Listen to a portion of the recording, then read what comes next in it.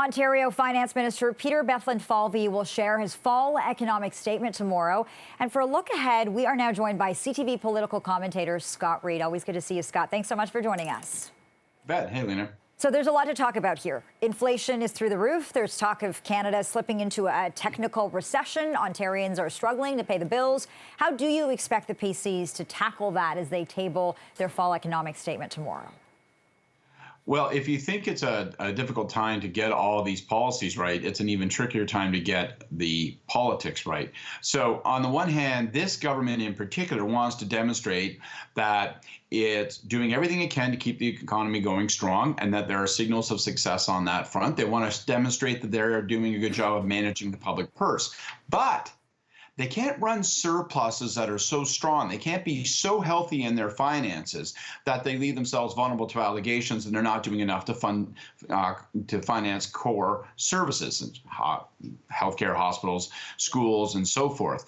Much less cities, like we see with the city of Toronto being so strapped. So it is going to be a bit of a tricky balance. I'm looking for them to show that they are running ahead of their targets on deficit, but not stampeding over them because they don't want to open themselves up to that lobby. I think you raise a really good point there about this being a tricky balance because you don't want to be accused of underspending, not when healthcare workers are sounding the alarm over the hospital crisis in Ontario. How do you expect the PCs to tackle that?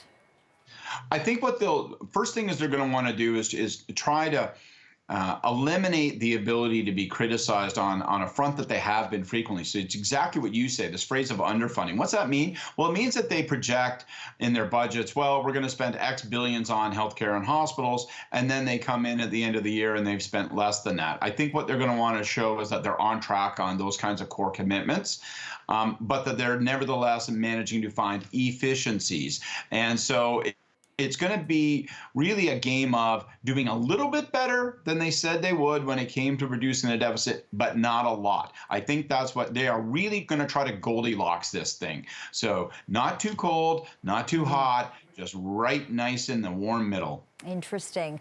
You know, this comes as the city is hoping the province will bail out Toronto. You know, Mayor Chow watching that very closely. She's talked about the city, potentially the province rather, uploading the city's highways. Do you expect any relief for Toronto to be announced tomorrow, or is that a separate conversation, Scott?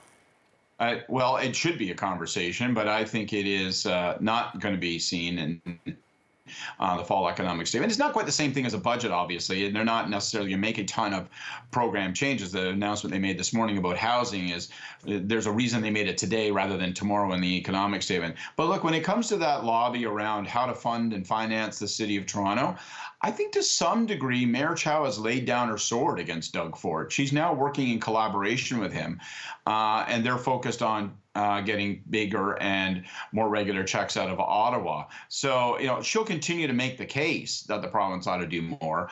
But frankly, when it comes to the hard-edged negotiation and lobby, she's thrown her lot in with Doug Ford and focused on Justin Trudeau. Scott, this hasn't been an easy couple months for the Ford government. As you know, there was a Greenbelt scandal. Now there's talk about MZOs at Queen's Park. They just can't seem to catch a break. Is this a chance for the Premier to say, look, I'm focused on the province's economy and we're here to be the responsible adults in the room? Is this a chance for the PCs to look good tomorrow? Well, that's their hope, because all the news that's rained on top of them recently has been bad news. Yeah. So, yeah, they're going to want to demonstrate that they remain the sole party in the legislature that's focused on jobs, economic growth, and helping you get by in these tough times when it comes to affordability. So that's for sure going to be their top message.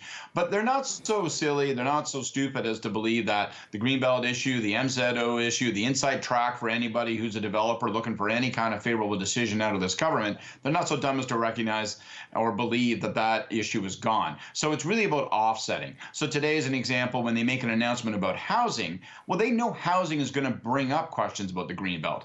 But I think their strategy is, well, we've taken a lot of punches on this file. Let's put something back. Let's make a constructive contribution on the file and demonstrate that we are trying to do more, that we're trying to, notwithstanding the controversies and the scandals, that we're still trying to actually get more homes built, take action on that front, and that ultimately they believe that that brand association of them with strong economic management and building more houses will break through. All right. Always good to talk to you. CTV political commentator Scott Reed.